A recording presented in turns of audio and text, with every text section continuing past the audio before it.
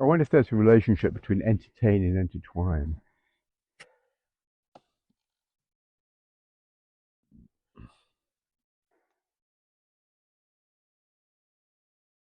Oh, because that word doesn't exist, intertwine. There's intertwine and entwine. No. So I made that was actually that's a perfect start. All right, that's great. That's great. Okay, let me just get this.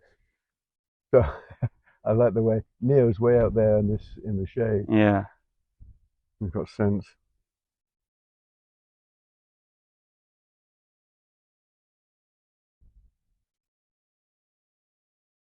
Oh yeah. Now that we're not even using that as our background, we don't even need to be. But whatever. Let's just get this done. Okay. A note I wanted to make. A note I wanted to make is that this vocabulary, it the reason for this vocabulary, as I said in the past, and I'm going to restate it now, reformulate it a little bit. The idea is that we have language, we have words that we use to talk about the world and stuff. The more we learn about the world, the more we have to invent words that correspond to the reality that we're observing that we didn't have the language for because we didn't have that built in understanding.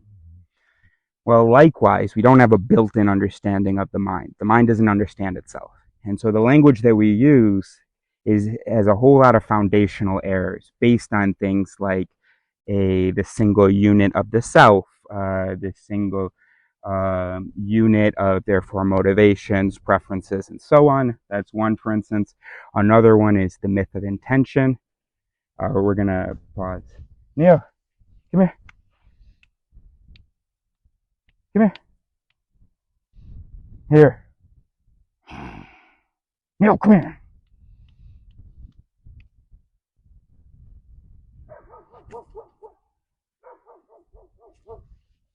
You better hold him. You had better. Actually, it might be okay. Mm-hmm. Mm-hmm.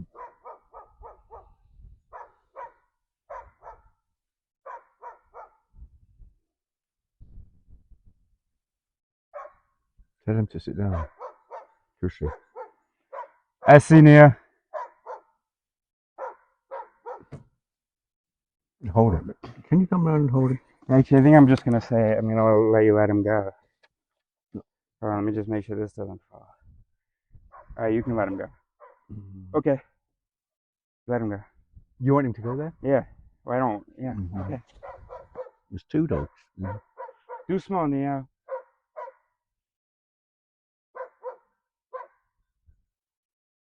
He looks in a hostile position. C'est un mâle?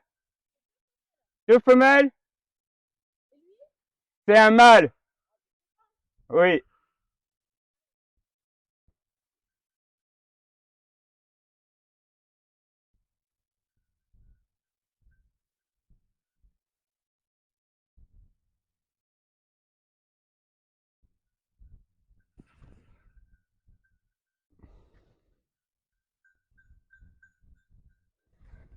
Elles ont quel âge?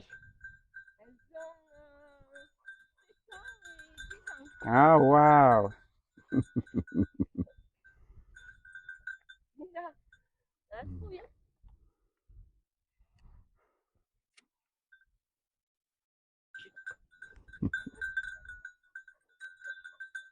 Ouais, elles sont pas agressives. C'est pas elles qui vont me sauter dessus. Super. Oui, moi je l'ai récupéré quand il avait 3 ans. Je pouvais même pas le laisser s'approcher aux autres chiens. Ah oui. Mais là, ça fait 3 ans qu'il est avec moi et du coup, elle apprend à aller plus doucement. Oui, d'accord. Parce qu'au début, il était un peu agressif. Enfin, j'aime, oui, oui, peut-être, mais c'était jamais pour leur faire du mal.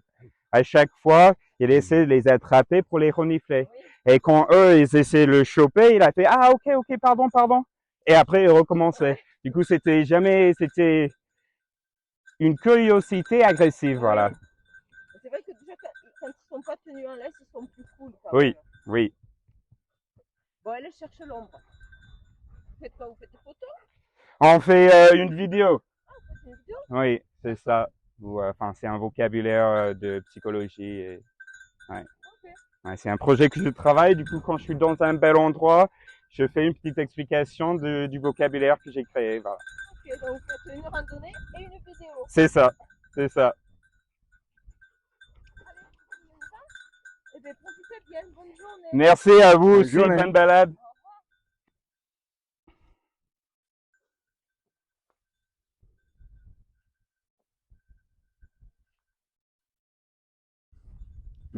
I'm still there.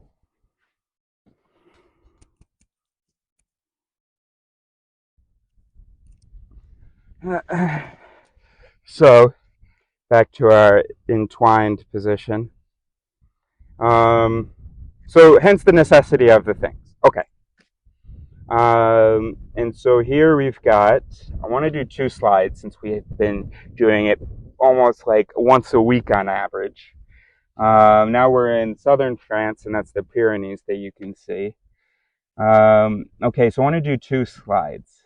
The first one is these are ways to, in a healthy way, recognize our deliveries that are maladaptive. So when a mala delivers, okay, so we're a whole bunch of voices, and when one of them produces a behavior that is not appropriate to the situation, we want to be able to, in a healthy way, sort of distinguish ourselves from that and say to the person who was affected by that mala, oh, my bad, that one got through, blah, blah, blah.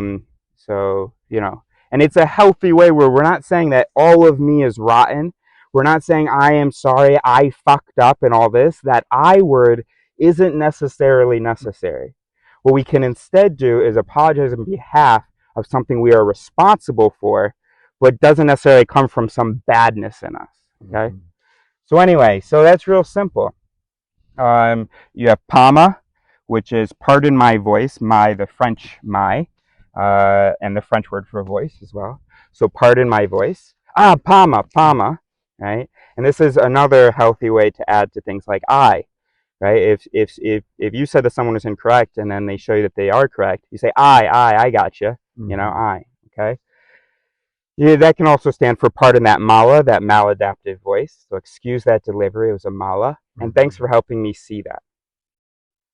And then if, let's say, somebody tells you, hey, this is a mala that you're delivering right now, this is a mala. And you just keep justifying, and your justifications themselves are malas. Okay, so at this point, give the person a little bit more of an apology when you finally get to the truth. You say, pamage. So, you know, I was digging my heels and I was aging, like everybody does when confronted. And I was desperately tossing false rationalizations at you without even knowing that they were false, of course. So pardon my maging. Pamage. Okay, pamage. Finally, I get what you were saying. Pamage. Okay. And then what is this? When someone points out a mala to you or points out some error you've made either cognitively or metacognitively, so maybe you've you've done a misa, you've misattributed a delivery to one voice. You said, I did that for this good reason, but instead you did that for this other not useful reason, whatever. So when someone says, no, I think this is the actual mechanism that led to it based on research in psychology, evolution, and so on. Or if someone says, hey, I think that's a mala, blah, blah. So they've just shined a mala for you, or they've shined the vat, the thing that you can really attribute it. So they've shined it. And shine has a positive connotation, and so we're taking advantage of that because it really should be a helpful teamwork thing that shouldn't trigger anyone's defense mechanisms. Right? So we have to practice Pama, rather than I'm sorry, which is too much, too negative, too guilty, to the whole self. Pardon my thing. As though you're apologizing for your dog, your kid, you're apologizing for something that you don't agree with that you produced. Okay. Okay. And then the second slide that I want to do, the second of the 2 slides that I want to do, is here's some other language that we use that is too presumptive. Whether it presumes the judge myth, the ego myth, intelligence, rationality, whatever, integration, whatever. There's language that's too presumptive, which is, I like that. Sometimes you can say, oh, I like that. And sometimes it really doesn't matter. But sometimes it's not, you're going too far by saying, I like doing that. Let's say someone gives you an argument. No. Better yet, let's say that we're talking about some behavioral habit that you have. Something that you have a tendency toward, something that when the opportunity is presented, you tend to take advantage of that opportunity. And so to describe that, we might say, oh, I like that. So we might say, for instance, I like sugar because whenever I get the opportunity, I often go towards it.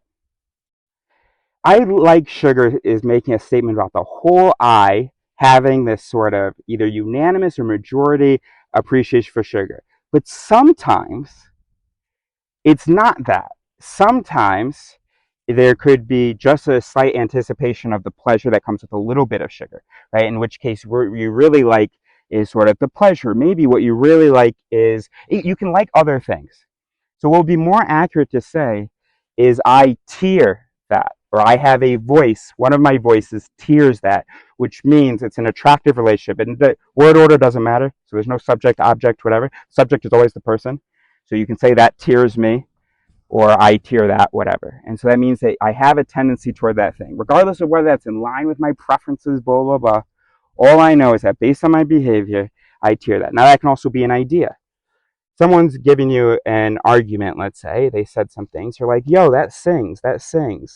So like overall, that's feeling pretty good, that sings.